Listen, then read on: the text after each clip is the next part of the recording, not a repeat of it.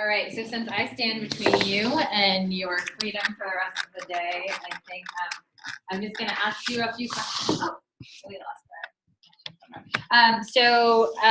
Because this is what I do all the time, if you would please stand up if you know where the Hudson Valley area is in New York State.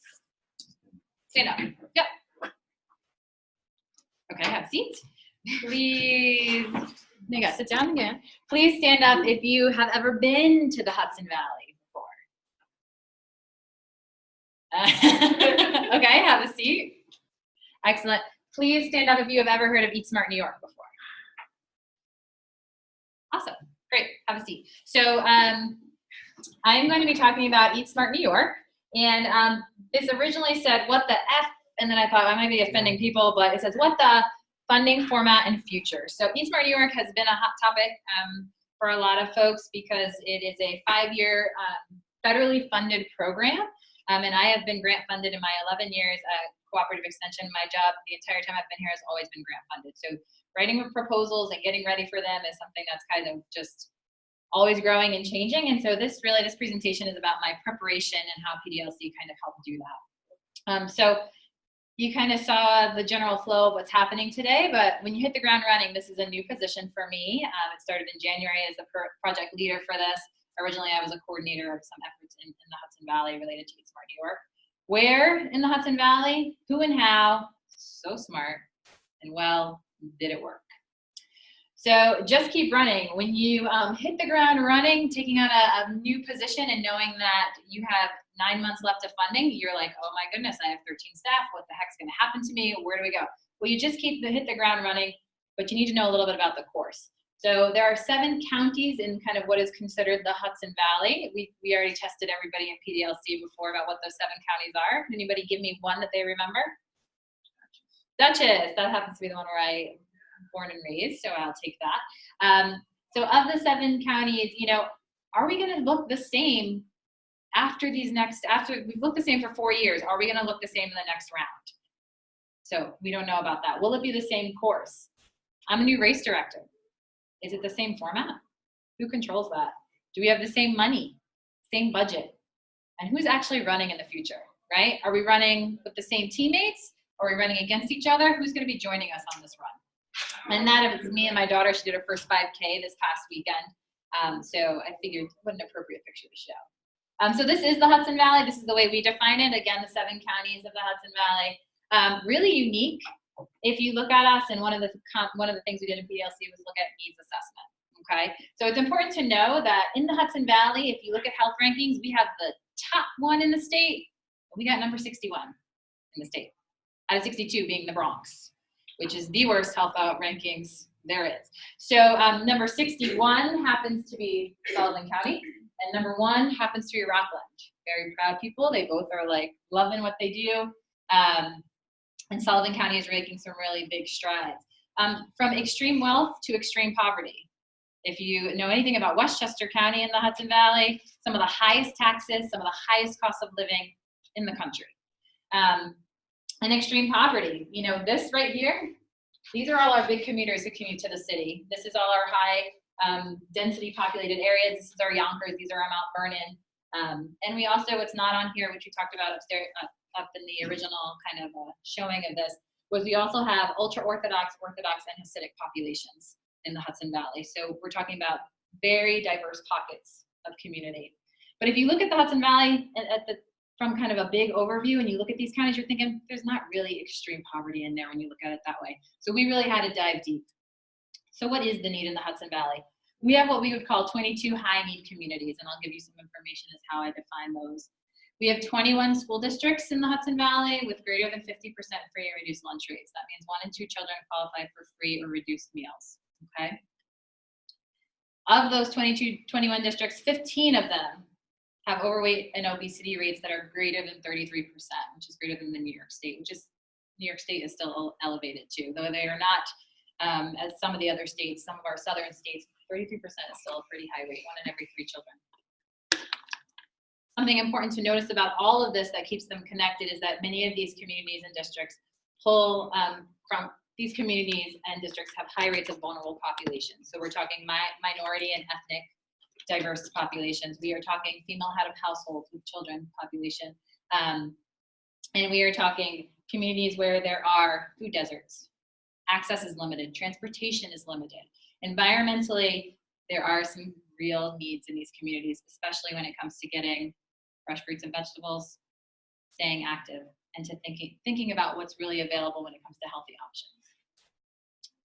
So we talked about, when you think about our audience, there's something we really needed to think about. And this was, I went to a Hudson Valley Food Coalition. It was something new for our area. And one of the groups that was talking about equity said nothing about us without us. And I thought, well, that's perfect. We need to keep that in mind whenever we are doing something. You can't talk about the audience and not have them with you to give you feedback, and not have them with you. So this is our team. This is my crew right here. And if you can tell just by looking, you can see age differences, gender differences. We have members from Senegal, Ecuador, Colombia, the Philippines, and Austria.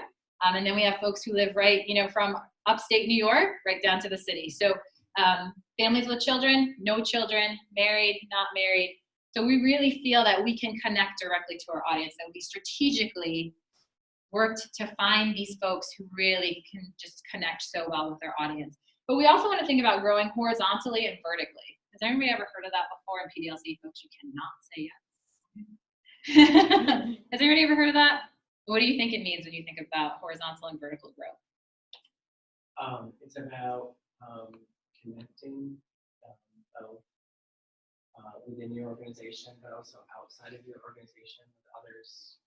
There's a gentleman in our county, in Tioga County, I call him King of County, always, and the first time I heard it many years ago, we talked about horizontal and vertical synergism. Mm-hmm. So, ooh. And he, for about 2 years, he said that in every meeting that was in. So you know it. Yeah. Yeah, so this actually is a comment that Nora Yates, who used to work in the governor's office, we worked on the Empire State Poverty Reduction Initiative, and she used to say this every time. She's coming from the governor's office, and she's like, I want to grow things vertically and horizontally. So for us, that means growing our direct target audience. They need to connect to each other. We need to connect to them, and we want to grow. We need to reach our numbers.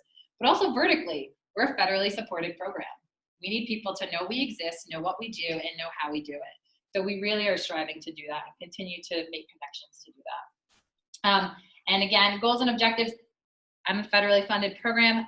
There are so many goals and objectives, and they are broken into several different sections. So you can see up top, we have CCE plans of work, which have their own goals and objectives. We have OTDA is the Office of Temporary Disability Assistance that have their own New York State goals. And then we have the local goals based on the needs of our community. But ultimately for this project, by May 2019, which is tomorrow, I will have the skills and knowledge to write a strong proposal that will allow continued funding for the Hudson Valley. By the way, we were just talking about this, the RFP was released, the request for proposal was released on April 25th and is due May 24th. So we have a 4-week turnaround for a project that we had a $1.1 million annual operating budget, and now it's $800,000, and there's a second part of a $1 million technical assistance. So we got 2 components and 4 weeks to get them done. So there's a lot of conversation. There's a lot of conversation at all different levels happening. But I feel that PDLC really helped me prepare and just be very conscious of gathering all the info that I needed to kind of hit the ground running. In designing, again, with outside funders, there are things called the logic models we use. We also use something called the REAIM evaluation model, which REAIM stands for Reach Effectiveness, Adoption, Implementation, and Maintenance. And then, of course, we have the CCE plans of work. Something that's unique, I think, with the CCE plans of work that is a goal for after this RFP is done is the plan of work was actually just for Eat Smart New York was just housed in Orange County. The plan of work, Eat Smart New York, is a regional program, but the one who kind of owned that plan of work was Orange County itself, when I really felt that Eat Smart New York, it should have been a regional plan of work and that everyone in that region should have a piece of it or should know what it looks like. So that's something for future. Planned evaluation strategy. SNAP Ed has an evaluation framework that has 51 indicators on it. We are required using those logic models and the REAIM to show which indicators we will be working with. They are short-term, mid-term, and long-term indicators, as well as just simple outputs like how many attended, how many showed up, kind of thing. But ultimately, if my kid can say, you got this, mom, at the end of this, and we get the funding, then my evaluation strategy is you succeeded. Because ultimately that's what I need to do, is I need to keep the programming existing in our community. So that is my 5-year-old little man who ran his first quarter mile race and won it last weekend. Resources, so I thought this was a pretty decent slide to show all of these things in here that you can see, including PDLC. The members, PAD used tremendously, Headwater used their resources, census information, as well as just getting feedback from local partners and local community members have really helped to get this project up and ready for the next 3.5 weeks, 4 weeks of writing.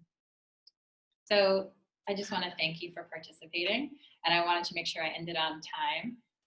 But that's all my information. If you want to really follow us on social media, I'm just going to highlight it right there. Feel free to see what we do. And that's all I got.